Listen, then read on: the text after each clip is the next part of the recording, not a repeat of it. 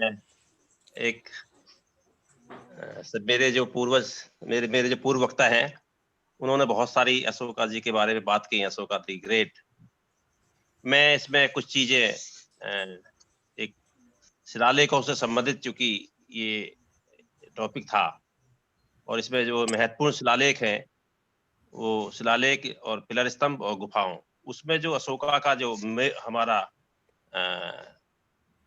यहाँ पर पढ़ने का है और पढ़ाने का है, वो हम अपने पीबीएसपी के मोटो से लेके चल रहे हैं। अशोक का राज आएगा, सबको भयमुक्त बनाएगा। ये कैसे होगा?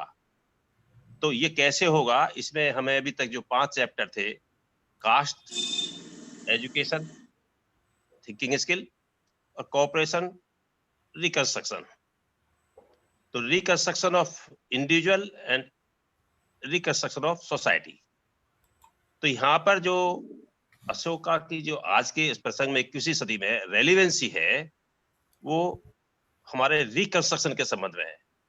और रिकंस्ट्रक्शन में क्या है कि इंडिविजुअल रिकंस्ट्रक्शन की जो हमारी प्रीजुडिक्स है, आवश्यकताएं हैं, वो अशोका द ग्रेट ने हमें इन शिलालेखों के माध्यम से दी। ये सोचने का जो नजरिया था उनका, वो व्यापक था। ये मेरे साथी का जो भी जो यहाँ पर उनके दिए हैं स्लोगन्स है या उनका व्याख्यान किया है, वो जो हमारे लिटरेचर में दिया है, लिटरेचर में अलग अलग चीजें थी, लेकिन मैं ऐसे ऐसे कंक्लूड करूंगा कि उन्होंने कहा है ये उच्छल तारे की तरह थे। एक तारा था जो हमारा सब में चमकता है। तो एजी वेल्स ने कहा था, ऐसा क्यों कहा था? आखिर इतने महान रहे सभी जो है शासक, लेकिन अशोक से महान कोई नहीं हुए अशोक को। तो वो कहा, उसका कारण था कि आखिर अपने 40 साल के शासन काल में उन्होंने ऐसे क्या किया। तो हम इसको जब रेलिवेंस लेते हैं, चूंकि वो जो मूल हमारे थे, जड़ थी, वो भगवान बुद्ध के जो थे आचरण, उससे लेके अपने उन्होंने खुद रिकर्स किया समय की नीड के हिसाब से। जो सुंदरपाल जी ने कहा था कि करंट जो सिचुएशन है हमारी, उसको लेते हुए और उसको बेटर करने के लिए उन्होंने ध्यान लगा दिया। मैं यहाँ पे इसको, जो कि इशू टॉपिक हमारा इससे था शिलालेखों से, तो वो सारी चीजें उन्होंने इन मेजर और माइनर रॉक्स पर उत्कीर्ण करा के करी, और वो प्रजा के ऐसे स्थानों पर लगवाए जो पूरे बड़े साम्राज्य को कवर करते हैं। यदि आज हम देखें कि उस समय क्या पॉपुलेशन थी और आज की डेट में हमारे क्या पॉपुलेशन है और कितना साम्राज्य है, तो उसके हिसाब से हमारी जो शिक्षा है ये ओपन थी, ओपन टू ऑल, इतनी पारदर्शी थी, ट्रांसपेरेंसी थी। तो ट्रांसपेरेंसी होने के नाते जो आज छिपाई जा रही है, आज की देखिए लिटरेचर, हमारी शिक्षा क्या है जो 2023 से नई 2000 जब तक वो तैयार होगी तब तक मैं प्लेट खा लूंगा वापस। एजुकेशन पॉलिसी है, वो कितनी खतरनाक होगी हमको नहीं पता। लॉकडाउन के पीरियड में उसका डिक्लेरेशन कर दिया, लोगों का व्यूज नहीं लिया, वन साइडेड डिक्लेरेशन है। तो वो चीजें क्यों हुई, जो मूल बिंदु थे, यदि हम देख उसको भय कितना है आपको, सर्विस का भय, भूख का भय, शिक्षा का मतलब है, नौकरी का है, और गवर्नमेंट क्या सोच रही है। तो उसको हम, वो जो अशोका जी ग्रेट की ये है, उन्होंने इन शिलालेखों पर उल्लेख किया, मैं आज को नटसेल में डिस्क्राइब करूंगा। और आगे जो था शिक्षा, स्वास्थ्य, हेल्थ। देखिए हेल्थ में उन्होंने कहा कि जब उनका एक चचेरा भाई बीमार हो गया आपके मगध में, तो पाटलिपुत्र की चूंकि ये हमारी राजधानी थी, तो पूरे में ढूंढवाया कि भाई कहीं दवा मिलती है, तो दवा नहीं मिली। तो उन्होंने कहा ऐसी जो है जितने भी आवश्यक नीड है, पौधे हैं, जड़ी बूटी है, उनको लगवाओ। ये कितना विजन था, तो विजनरी थी। अब इसको करा कैसे? इस 40 साल देखिए हम लोग सेवा करके आते हैं, 40 साल हमने क्या पहाड़ तोड़ लिया, ये कहते हैं हमारे पीआर सर, कहते हैं अप हिल टास्क है ये। हम अप हिल टास्क को, तो उसने कैसे इसको विजन किया कि कितने काम मैं ऐसे कहता हूं कि दूसरे साल से ही उसने जो भगवान बुद्ध की धमकी ली, चौथे साल में हम कहेंगे 2 साल का अंतर है कहीं-कहीं, तो और उसको 12वें 8वें टोटल कहिए 13वें साल में जो कलिंग युद्ध होता, वहाँ से अपने को चेंज कर लेता है माइंडसेट को। तो इसको हम ये कोरिलेट कर रहे हैं कि ये जो चीज़ आई थी, हमारे आज़ादी के पहले की चीज़ थी और चूँकि इसका बाबा साहब ने अपने संविधान के माध्यम से हमें वो चीज़ें दी, कहाँ से ली उन्होंने? उन्होंने ये अशोका द ग्रेट, हमारे पूर्वज, उनके महान गुरु जोहन्डवे, डिबोनो, इनको सबको लिंक करते हुए इसको लिया और जो हमारे जो टूल्स थे मेन रिकंस्ट्रक्शन के लिए, एजुकेशन, थिंकिंग स्किल और कोऑपरेशन, वो समावेश किया और हमको ये लागू किया। तो उसमें कैसे हम इसको रिफ्लेक्ट करेंगे, वो मैं एक चीज़ क मैंने कहा कि देखिए, जैसे आज पशुओं के और एनिमल्स के दोनों हेल्थ के लिए उन्होंने एक सेकंड जो हमारा शिलालेख है, उसमें हॉस्पिटल्स का बनवाया, उनकी केयर की बात करी और यही उन्होंने संविधान में भी लिखा है आर्टिकल्स में। तो वहाँ जोड़ दिया, फंडामेंटल राइट से जोड़ दिया, भई करुणा, दया, इक्वालिटी, फ्रेटर्निटी। तो वो हम जब ये सब चीज़ें होंगी, तो इंडिविजुअल एफिशिएंसी होएगी। एक इंडिविजुअल जो हम बन रहे हैं, आज कर रहे हैं, ट्रेनर्स के माध्यम से, हम समाज को इंटेलेक्चुअल दे रहे हैं, इंटेलेक्चुअल क्लास बना रहे हैं और इंटेलेक्चुअल क्लास के माध्यम से हम सोसाइटी बनाएँगे और हम अपने डिसीज़न सही करेंगे और हम अपने उद्देश्य को पाएँगे। तो वहाँ उन्होंने क्या किया, जो मैं कोरिलेट कर रहा हूँ, ही डेडिकेटेड, ही डिवोटेड कि मुझे 2 साल में देखिए, जितने भी शिलालेख हैं, वो कब तक पूरे हो गए? आपके 44-42 तक पूरा हो गया सब। 250 जो 270 की बात कहते हैं, तो उन्होंने कहा कि 3 साल में ये पूरा टारगेट हो जाना चाहिए और उस समय कितना कह रहे हैं, ये ढाई 3 करोड़ रुपया खर्च किया। तो प्लान कर लिया कि इतने में है, तो डेडिकेट कि डिवोट किया अपने को। कई शिलालेखों में आता है, आप लोग कहते हैं गुप्तचर इतनी अच्छी करी कि मैं कहीं खाऊँ, मैं पहूँ या शहर में रहूँ, कहीं भी रहूँ।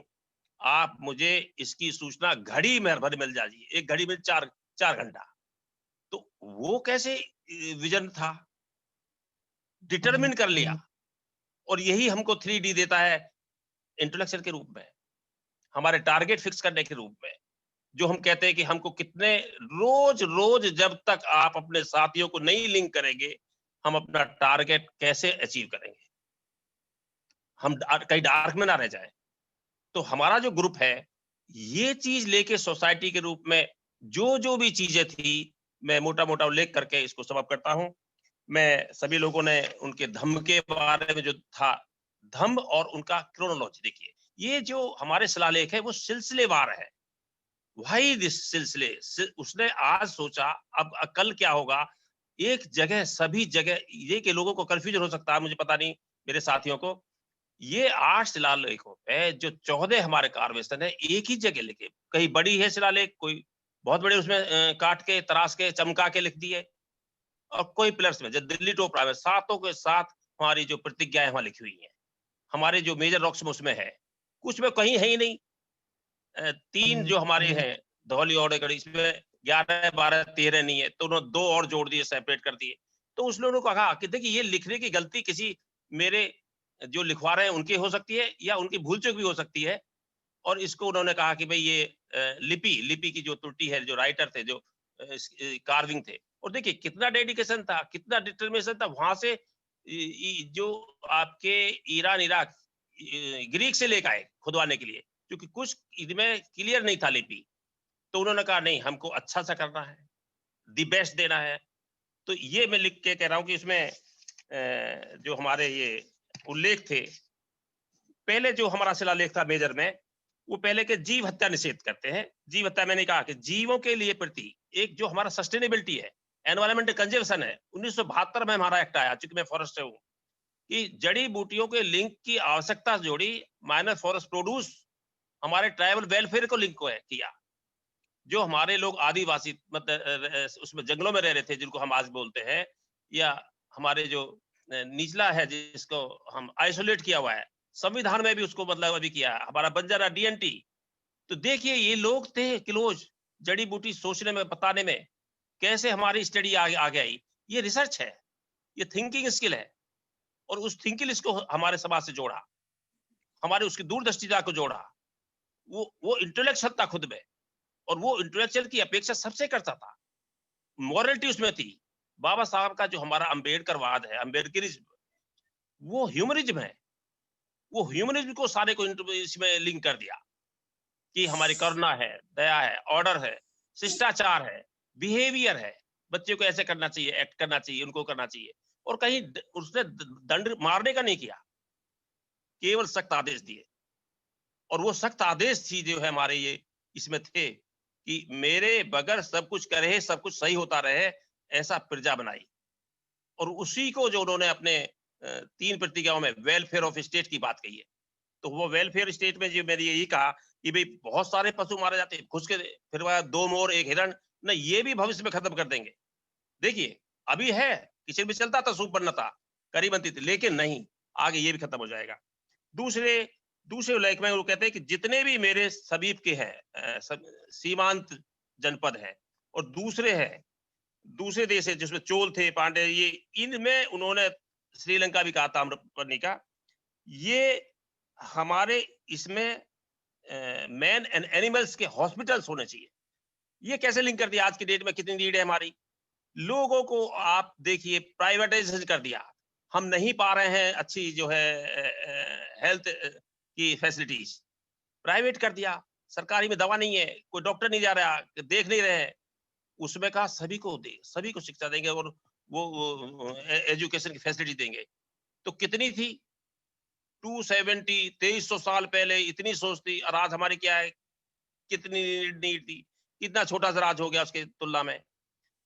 नेक्स्ट जो थर्ड जो हमारा है, वो राजा क्या थी कि जो मेरे समाज में है, उसमें 3 स्टेट, राज्य स्टेट के, डिस्ट्रिक्ट के और ग्रामीण के, जिनको रज्जु कहा गया, वो इनकी सबकी सारी जो है आर्डर को पहुंचाएंगे, फॉलो कराएंगे कि इसका अनुपालन हो रहा नहीं हो रहा, सुनिश्चित करेंगे। देन और भी इसमें जो धम्म आचरण के थे कि माता पिता की आज्ञा मानेंगे, मित्रों संबंधियों ब्राह्मणों इनको जो है उनके उदार भाव रखेंगे। ये सब क्या था? ये हमारा था कि हमारी वैमनस्यता ना हो, हमारा हमारा भाईचारा हो, फ्रेटर्निटी हो। देन जीव हत्या, अल्प व्यय, अल्प बचत। देखिए, कम खर्च करो, कम बचाओ। ये जो आज हम करप्शन की बात कह रहे हैं, कैसे होगा? किसी को भी आप देखिए। देन फोर्थ में उन्होंने कहा प्रियदर्शी धम्म आचरण, जो भैरी घोष था, उसको धम्म घोष की जगह बदला गया। मतलब आप you are not suppose to have the war. कहीं इसका उसमें उन्होंने दूसरा लोगों ने लिया जो हमारे मनवादी है, अरे भाई उसको तो आगे लड़ना नहीं था इसलिए उसका पतन हुआ। देन प्रजा में जो धम्म की शिक्षा थी, ये वो धम्म जो हम कह रहे हैं वो नहीं, इसमें वही स्किल, थिंकिंग स्किल का था। और उसी के कारण जो है हम लोग वहाँ उस साम्राज्य में अपने को वैभवशाली, डिग्निफाइड मतलब जो है क्लास सोसाइटी में रह रहे थे, जिसकी हमें आज की डेट में है। और देखिए उन्होंने उस समाज को ब्राह्मण और श्रमणों का जो उल्लेख किया गया है, उनको भी कहा भाई इनका भी आदर करिए, इनको भी दान दीक्षा दी, सब कुछ दीजिए। लेकिन ऐसा नहीं है। देखिए ये इसमें एक आया है कि जो उनका राज अभिषेक होता है, केवल ब्राह्मणों के कारण 4 साल डिले हुआ कि बच्चा है। आज की डेट में क्या है इसकी प्रासंगिकता है? आप टाइम कर दिया बाबा साहब ने कि भी हाँ इतना कितना करेंगे, लेकिन कोई कितना भी हो 25 साल के आगे पीछे बगैर ब्राह्मण के वो कर लेते हैं। तो वो उतना नहीं है रेलेवेंसी, लेकिन उसको 4 साल वेट करना पड़ा। और 4 साल में जो उन्होंने 4 साल में जितने भी ये हमारे शिलालेख थे वो गढ़वा दिए। इसका तो विलंब हुआ, और ये किसकी वजह से हुआ? उसकी वजह से नहीं हुआ। तो ये एक विचारणीय बिंदु है। देन छठे में प्रियदर्शी राजा के वो कहते हैं कि धम्म मात्र में धम्म का प्रचार करो। इसी में उन्होंने कहा है वेलफेयर ऑफ स्टेट, ये गुदवाया है। देखिए ये उसमें उत्कीर्ण करवाया है, और उसमें कहा कि जो भी हमारे हैप्पीनेस के हैं वो सारे कार्य किए जाएंगे। छठे में उन्होंने फिर कहा कि चुस्त प्रशासन, गुड गवर्नेंस। गुड गवर्नेंस की बात कही है कि चाहे मैं कहीं भी रहूं, दौरे पे रहूं, बाग में रहूं, बगीचे में, जो मैं पहले निकल गया, सब जगह मेरे रिपोर्टिंग ऑफिसर मुझे इंटीमेट करेंगे। देन जो कम्युनिटी है, संप्रदाय, यहाँ पे धर्म का जो मतलब था, सेक्ट से था। आजीवक लोग भी थे जो गुफाओं में जो है हमको उनको उन्होंने बिहार की बारबरा हिल्स में आजीविका को पूरी जगह दे दी, सन्यासियों को। तो सभी संप्रदाय के लोग कहे कि कहीं पे भी जाए निवास करें। ऐसे नहीं है कि हम लोगों को जो है शेड्यूल कास्टों के एक तरफ आज की डेट में रख दिया। ये बनवादियों ने किया, वो उसके लिए फ्री ऑल था। सभी धर्म जो है संयम और चित्त का शुद्ध चित्त करेंगे, अपने मन को करेंगे। ये कितनी ये क्या था, हमारी हार्मनी, कम्युनिटी हार्मनी। देन आर्थ में अशोक ने कहा कि अपने राज्यसभा के जो है 10वें साल में वो यात्रा की, धम्म यात्रा की, बोध गया की यात्रा की। देखिए ये इलीगल था कि मैं वहां ये करूंगा, मेरी लाइकिंग। देन 9वें उसमें जो प्रतिज्ञा में कहते हैं कि लोग जो है विद मंगलाचार करें, उसका जो फल है वो अल्प होता, लेकिन मंगलाचार जितना भी करेंगे उसको मैं पसंद करूंगा, जो भी करेगा उसके लिए लाइक करूंगा। और ये करेगा ये बहुत बड़ा दान है सभी के लिए। इसमें जो चाहे दास सेवकों के प्रति, गुरुजनों का आदर, प्राणियों के प्रति संयम व्यवहार, वो जो पहले थी कई कई जगह, कुछ जगह रिपीट हुए हैं। 10वें में कहते हैं कि अशोक की जो कीर्ति है, यश है, वो धम्म का पालन करने पर जो बल दिया है। और धम्म में जैसा उसमें 11वें में कहते हैं, कितनी बड़ी बात कहते हैं कि धम्म जैसा कोई दान नहीं, धम्म जैसी कोई प्रशंसा नहीं, धम्म जैसे कोई बंटवारा नहीं, और धम्म जैसी कोई मित्रता नहीं। इट मीन्स देखिए जो उनके धम्म क्या था, वे ऑफ लाइफ, जो अब हमारे मतलब जो सभी साथी डिस्क्राइब है, मैं इस पे डिटेल में नहीं जा रहा हूँ, लेकिन ये 12th जो प्रतिज्ञा थी उसमें कि धार्मिक सहिष्णुता, धम्म साथ जो रिलीजियस जो हार्मोनी थी, इस जो इसकी इंसेस्टिवनेस थी, ये कितनी आज बदल गई है। हिंदू राष्ट्र और जो जम्बू राष्ट्र, और आज क्या है, हिंदू हमारा जो है क्या सोच चल रही है सरकार का, हम कहाँ हैं और कैसे हम कह रहे टुकड़े टुकड़े गैंग। आज मैं कल का एक लिंक करूंगा, मैं करना चाहता हूं कि कैसे हमने अपने समाज में जो शिक्षा का था, कह दिया अब आपको अवेलेबल नहीं होगी, आप जैसा काम करते थे उसी में चले जाइए। ये हमारी सोशल हार्मनी है। बाबा साहब ने भी सोशल डेमोक्रेसी को बहुत ज्यादा दिया, पॉलिटिकल नहीं दिया, जो हम लोग भी डिस्कस कर चुके हैं 25/11 के कॉन्स्टिट्यूशन असेंबली का लेक्चर। तो ये कैसे हमारे लिए प्रासंगिक है, कैसे हमको अपने को रिकंस्ट्रक्ट करना है, इनको अपने इसमें उतारना है। फिर 13 में कहा कि देवों के देव नाम प्रिय जो अशोक है। देखिए कुछ में 4 में नाम, कहीं अशोक आया, कहीं अशोका जो देव नाम प्रिय देव आया है, तो वो मैं पहले उसमें कह चुका हूं। लेकिन इसमें 13वां इसलिए इंपॉर्टेंट है कि जब कलिंग का युद्ध हुआ, क्यों हुआ कि भी उनको भी पैसा चाहिए और व्यापार करने के लिए जितने भी हमारे साउथ इंडियन स्टेट्स थे, कलिंगा और उसमें पानी से पोत से होता था, तो उनको उसकी नीड थी। अलग अलग है, लेकिन इसमें मैं नहीं जा रहा हूँ। लेकिन यहाँ पर यह है कि 13वें में ही वो कहते हैं कि अपने व्यापारिक दृष्टिकोण से साउथ की ओर जो भी हमारा राग खोलते थे उनको कर लिया। लेकिन उससे कलिंगा से जो हृदय परिवर्तन हुआ वो आगे सभी लोग डिस्कस चुके थे, लेकिन उसके आगे कितना टाइम था, क्योंकि ये इंपॉर्टेंट था। और 14वें में उसमें उन्होंने कहा कि इसका डिटेल है।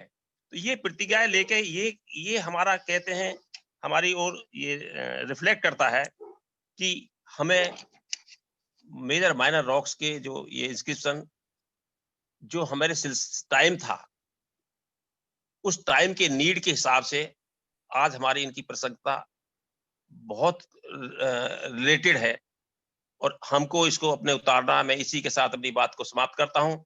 और ये जो स्लोगन है हमारा कि अशोक का राज आएगा, सबको भय मुक्त बनाएगा, समझने वाले को समझना होगा, समझ कर समझाना होगा। जय Bhim. Thank you sir, thank you, very nice. ये देखिए सुरेश, डॉक्टर सुरेश कुछ बोलना चाह रहे थे।